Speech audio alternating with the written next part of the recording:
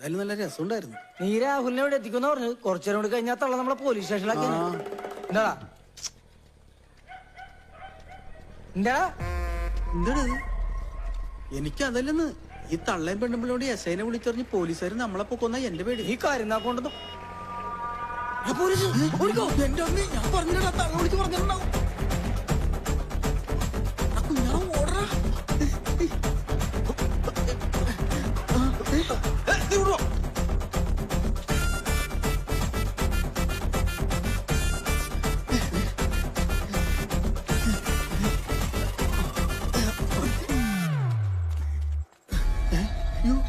എടാ ഒന്നും കാണാൻ പറ്റില്ല.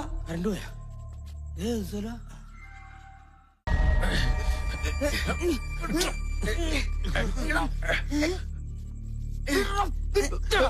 റോണി കുടിച്ചേട്ടാ ചേട്ടനെന്താ ഇവിടെ?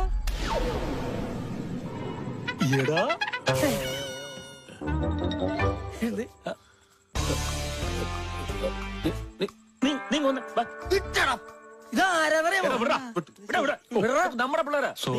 എന്തായി? എടാ അതെ, എനിക്ക് ചില കാര്യങ്ങൾ പറയാനുണ്ട്. അതിപമാരൊന്നും കേൾക്കാൻ പാടില്ല.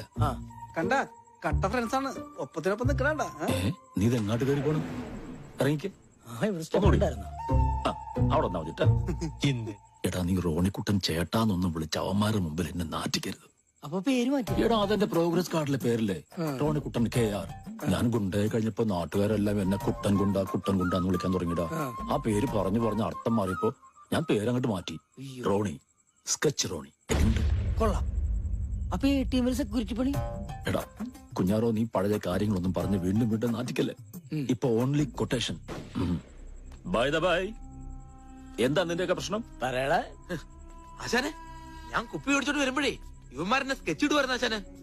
അവിടെ വെച്ച് എന്നെ കുപ്പി ഓടിച്ച് പള്ളക്ക് കയറ്റാൻ വിചാരിച്ചതാ.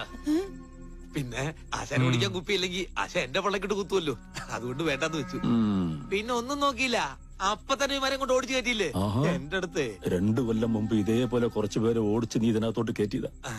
അന്ന് അവരെന്നെ കൊണ്ടുപോയി അകത്തിട്ടിട്ട് ഇന്നലെ വൈകുന്നേരമാണ് ഞാൻ പുറത്തിറങ്ങിയത്. ആശാനെ, അത് രണ്ടും എന്റെ കൂട്ടുകാരാണ്. ഞങ്ങളൊരു പ്രശ്നത്തിൽപ്പെട്ടേക്കണാണ്. ആശാൻ ഞങ്ങളൊന്ന് സഹായിക്കണം. നീ കാര്യം പറയടാ.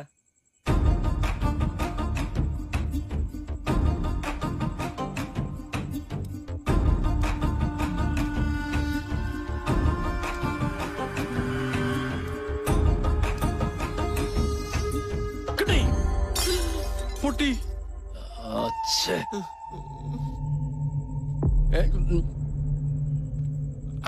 ഞാനല്ല ആശാൻ. എനിക്ക് കിട്ടത് ഭാഗ്യം. ആശാൻ കിടക്കാൻ വേണോ? കൊടുക്കടാ.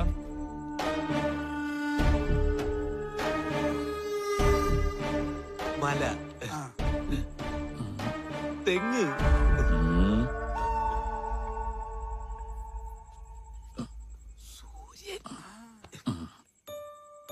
അല്ലാശനെ, ഇതെന്തിനാണ് ഈ മലയും സൂര്യനും തെങ്ങൊക്കെ വരച്ചേക്കണത്? അത് ഞാൻ മനസ്സിലായില്ലേ? അതിപ്പോ നമ്മുടെ ചെറുപ്പത്തിൽ പടം വരയ്ക്കുമ്പോ ആദ്യം മലയും തെങ്ങും സൂര്യനൊക്കെയല്ലേ വരയ്ക്കണേ. ആ ഒരു പാറ്റേൺ ആണ് ആശാൻ ഇപ്പോഴും ഫോളോ ചെയ്യണേ, അല്ലേ ആശാൻ? എടാ നിന്നെ കടയിൽ പോകാൻ വേണ്ടി മാത്രം ഞാൻ ഗ്യാങ്ങിൽ എടുത്തത്. അതും പേപ്പറിൽ എഴുതി കൊടുത്തയക്കണം, അല്ലെങ്കിൽ കംപ്ലീറ്റ് തെറ്റിക്കും.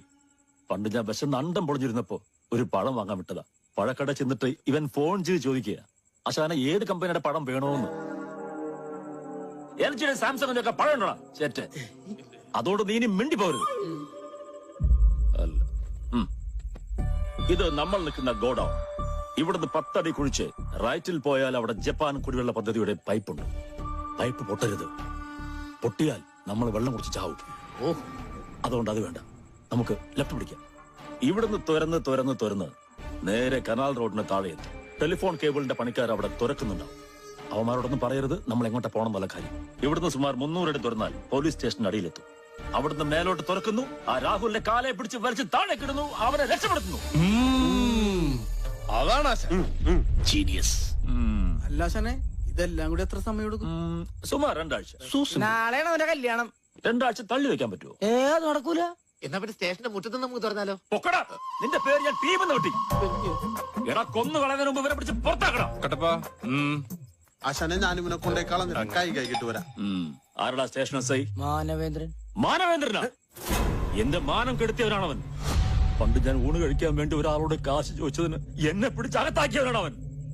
ഇനി ഒന്നും നോക്കണ്ട, നിങ്ങൾ നേരെ സ്റ്റേഷന്റെ മുന്നിൽ പോയി നിന്നോ. ഞാനും പിള്ളേരും കൂടി സ്റ്റേഷൻ ആക്രമിക്കും.